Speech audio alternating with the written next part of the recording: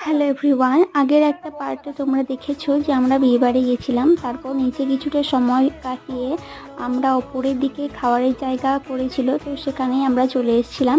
প্রথমে ফাঁকাই ছিল, তারপর আস্তে আস্তে অনেকটাই ভিড় হয়েছিল আর কি। আর আমরা ফার্স্ট ব্যাচে খেয়েছিলাম, ভাগ্যিস খেয়েছিলাম। তারপর যে ভিড়টা শুরু হয়েছিল সেটা মানে মারাত্মক ভিড়।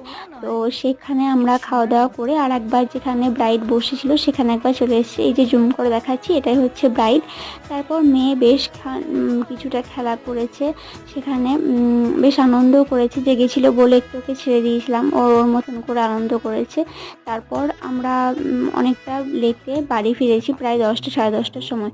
তো ভিডিওটা এ পর্যন্ত। ভালো লাগলে প্লিজ একটা লাইক কমেন্ট শেয়ার করে দিও, আর আমার চ্যানেলটিকে সাবস্ক্রাইব করে দিও।